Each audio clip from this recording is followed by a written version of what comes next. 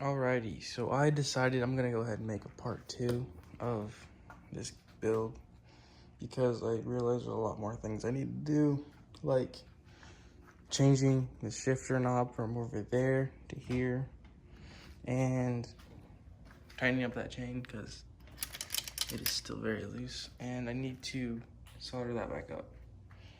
I believe that's it to make this thing run really good, but oh yeah, right here, and take this shifter out. I don't need this anymore. And I think that's it. See y'all when I'm gonna start with the handles first. So I'm gonna go ahead and take the throttle assembly off and all that. Woo! It's a hot one in Texas today, boys. All right, that is very loose. First thing I take off is this. Didn't know those came loose that easily. This one's pretty tight, yeah. All right, getting this one off. There it is. Take the bottom end off. Struggle to take the top end off like we did last time. Took a minute. There it goes. Flew away like I did last time. All right, there's that. We're gonna find the right bit here to use. That is way too big. That is still way too big. Wait, oh, it's the bottom side. Okay. That is too big.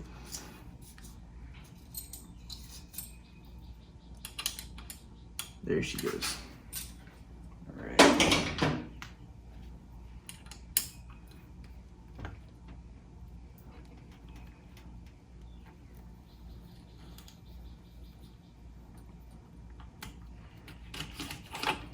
This is brakes, the front brakes, which we did in the other video. This is the one that I'm keeping on here. Okay, so it's a little Allen key wrench here.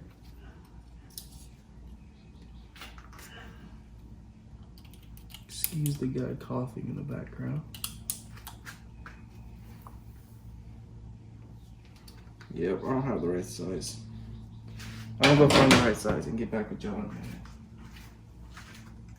Alright, so last time y'all saw me, finished up the handle. Go ahead and show y'all that real quick. So I got the shifter on this side. Even though it's upside down, you can still make it out like 1, 2, 3, 4, 5, 6. And on this side, we'll make it way more simple. Just brake and throttle. Clutch, I'm gonna figure out how to shift. We're putting the clutch in and shifting. Like that. Yeah, so handles are done. I'm gonna go ahead, did all I need to do to take out the motor. Carburetor's off, wiring's off, just need to pull the motor out, and I'm gonna go ahead and show you what I did to try and space out that motor last time. I just messed up with my stupidity. And yeah, I need to undo the chain, and then I can take the motor out. Yeah, I'll see you in a minute. All right, so I have the motor off, and you can see I went back to the older screws, the older, longer ones, instead of these. And I have my cut end of the block here, just stuck it back together. I put a nut as a spacer here, and I'm gonna go ahead and grab this shaft right here, stick it into the bearings, and see if the chain lines up. See how well it lines up, I should say, on that side. And if it lines up any good, then I'm gonna keep this alignment, and which it doesn't. So now it's too far. See how that works? Yeah. Isn't it fun?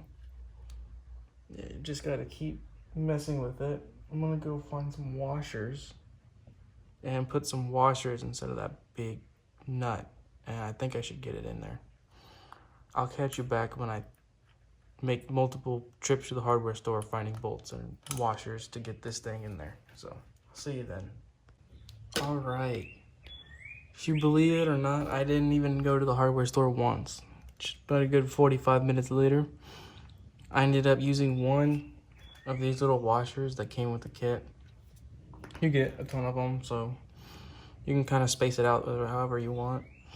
I have one of these big nuts that I showed y'all in the last video. Those I got from the hardware store. And this block that's kind of broken down, sheared off just a little bit. I went to the sander and sanded it down a little bit. And then with the lock washer on the bottom, that's what that washer is. And that's it, just tighten it down, and I got good chain tension. Right there. It lines up perfectly. So yeah, go ahead and get this together and I'll get back with you in a minute. Alrighty, so now it has been a little bit and I am looking for chain, there it is, chain piece, and motor is on, bolted in, ain't going anywhere. And we're gonna see if it held its alignment, which by the looks of it, it did. And I'm going to go ahead and get the thing like that. So I'm gonna turn this a little bit so that that bolt's not in the way, or that grub screw isn't in the way of me dropping this. Come on. You can see that. I'm trying to get the thing in there.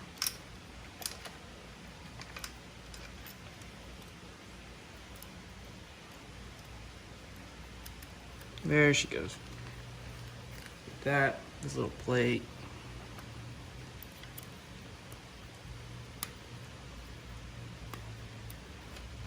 And this thing. And I believe the chain's gonna be driving it that way. So you want this to be facing towards the chain direction, which way it'll go, like that.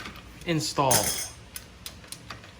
Way better chain tension than it had, so I'm gonna keep it like that. And I'm gonna show you all my process of putting the other chain on, because I think it's kind of interesting. Okay, Power Strokes exhaust is holding y'all up. That's a good view, in my opinion. All right, this sucker goes around, and then I get one end of the chain through my makeshift chain tensioner, spin her around just like that. Would you look at that? Chain tension, or did have chain tension. Hold up.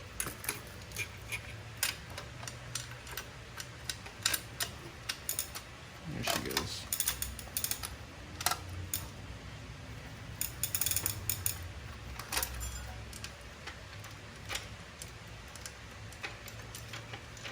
Just like that. We're going.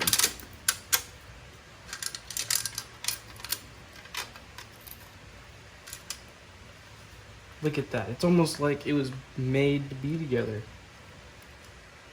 after my chain tension.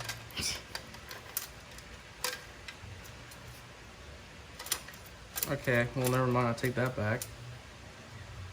I'll just move this bolt a little bit down, make the chain tighter. Go ahead and get this there, this there, or drop it. Drop it again. Pliers and snip it on. There she goes. I'm gonna go ahead and tighten this chain up a little bit and get back with you in a minute.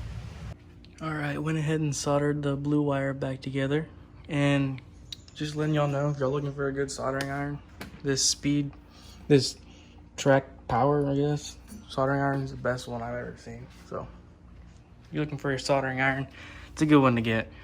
Went ahead, soldered those together, pretty easy using just some solder. I think it's from Harbor Freight, I think. Could be wrong, but got those together, and I'm running into another problem. I screwed up the motor just a little bit, and now I can't get the boot on the spark plug. Also, I am not running this U-bolt right here. There's only one on the bottom. I've seen people do it online and they've had good luck with it, but the main reason I'm doing it is so that the clutch lever has room to like move. Without the clutch, without that, with the U-bolt in there, the clutch would like hit onto the bolt. So took that out. If I see any problems with it, I want to get a new one because I stripped the threads right here. I stripped the threads right there. Yeah, smart on my point, but yeah, it's going together pretty good. Got the other chain tightened pretty decently, and all I gotta do from the points of it is just get the spark plug boot onto the hole, or onto the spark plug, and go for a test drive. So I'll get you when I get that done. All right, I have decided what I am going to do. I'm gonna take off the head and just twist it or turn it right around. So I saw some guy do that before. His motor ran fine. Y'all are gonna see me do it right here to see how it works. Because the spark plug won't go in there without me cutting the frame. And I really don't want to do that. Oh, look at that. Stud came out with it. That's fun.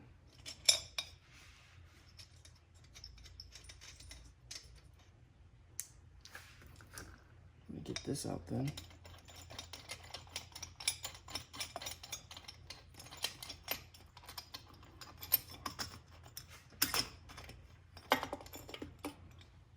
Alrighty, go ahead and take a look inside. Let me get y'all closer. You can see in there. Honestly, I think it looks pretty good. There's no scoring inside the cylinder. Not at all. There's the gasket. Let me take that out. But inside it looks pretty darn good. Motor's only about, I'd say, 3 or 4 months old. Some good hard riding on it, and yeah, I think it looks pretty good. I'll see y'all when I get this thing turned around and tightened down. All right, going on our first drive. I don't know if y'all can see the bike, but I angled it up a little bit so y'all can have some area to watch or see, because last time did not work out well. We're gonna cross our fingers when it's gonna start. We're gonna open the fuel. Fuel can go in there. All right.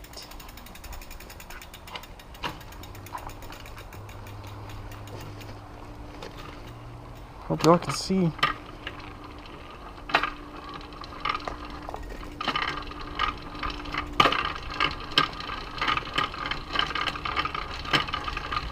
Oh yeah, no brakes.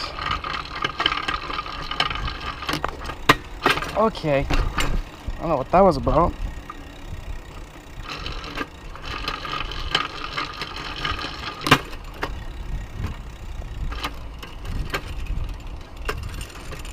Oh, chain fell off. All right, just realizing what happened. So, see, everything's fine, right? But my little rigged up thing here. Yeah, that was an oopsie. So I think I'm gonna make a shorter one just so that I can keep this chain on the short side. And this may be a little stronger. I'm gonna double layer it. So I'll have 2 layers instead of just 1. You can see how that just bent right there. You know, I saw in the running video where I tried to start it and the chain just fell right off. So I'm gonna go ahead and try to make 2 of these that are this length, and I'll get back with you in a minute.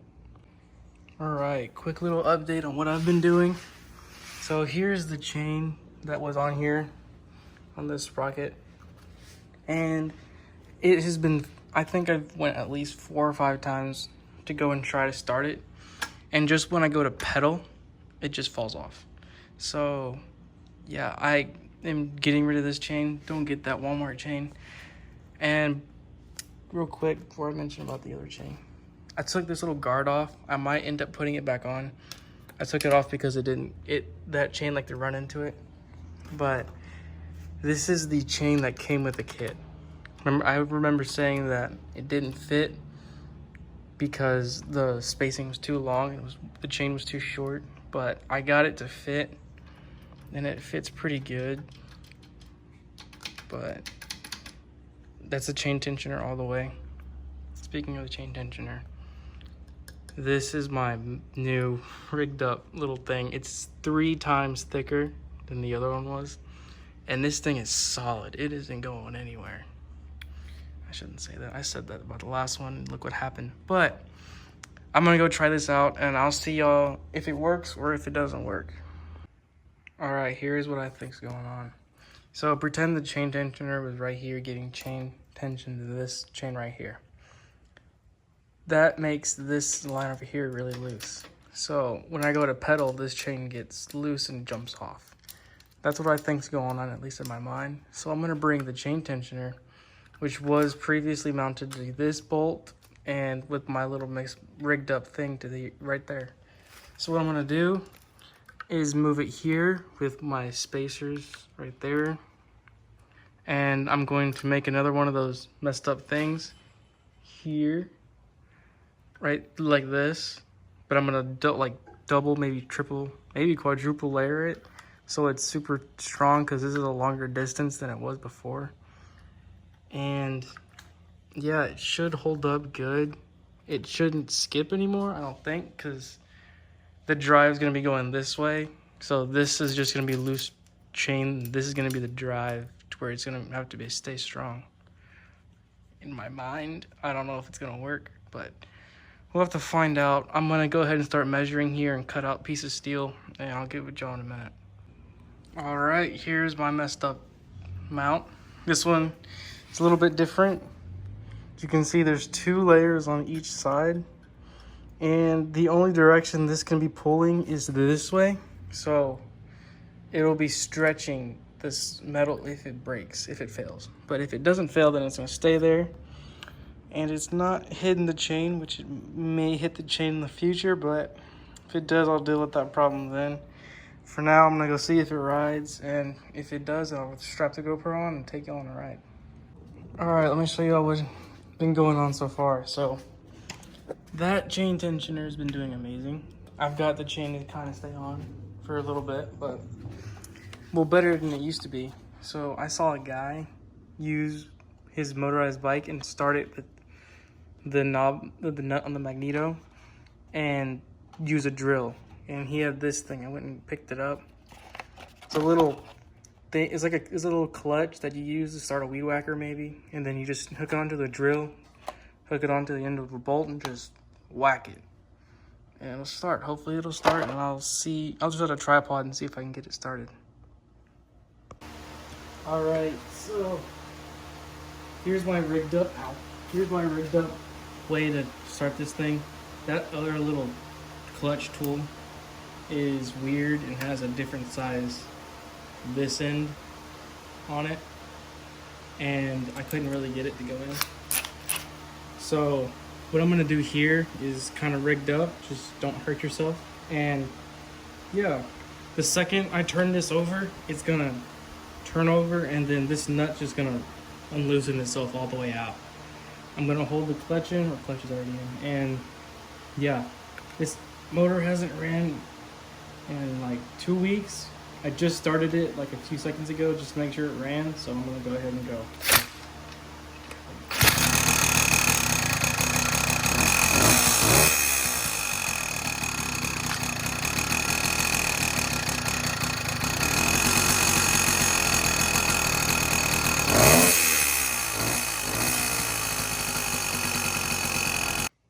Alrighty, it is currently 9:30 at night, and I've been working on this since 6 in the morning.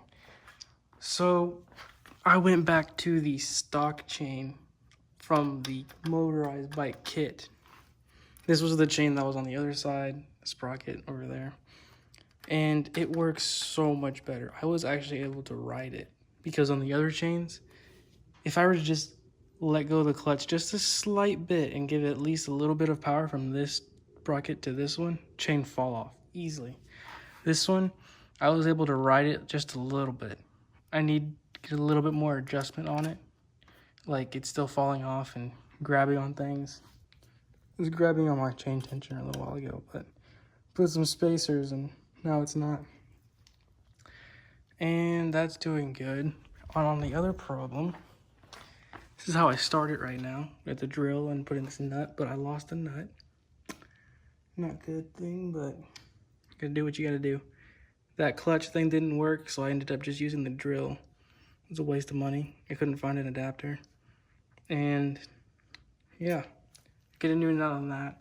You keep using the drill. I'm gonna drill a hole in the cover and then put a little dust cap on it so it'll easy access. And yeah, I think that's it. I am going to post a riding video sometime soon, but for now, this is end of part 2 with this thing.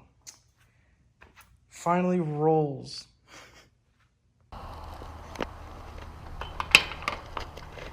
Okay, she's got this sucker running. I lost my screw right here. So what I'm doing, I don't know if I can see that. Remind a guy weed eating in the back, but got that screw there. Hit your drill, clutch in, and drill.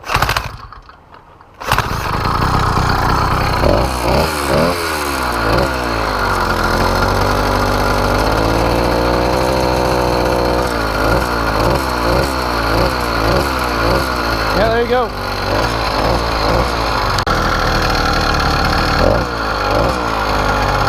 Okay, here we go.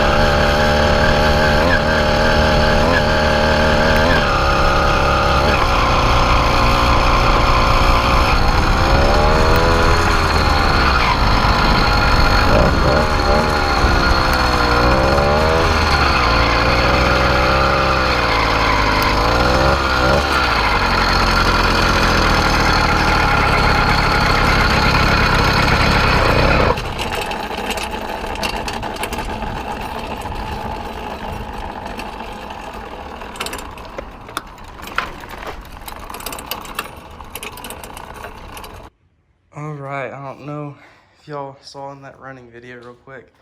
So this chain fell off. I was having problems with this first chain, but now inner chain falls off on higher gears. But this thing's fun to ride, man.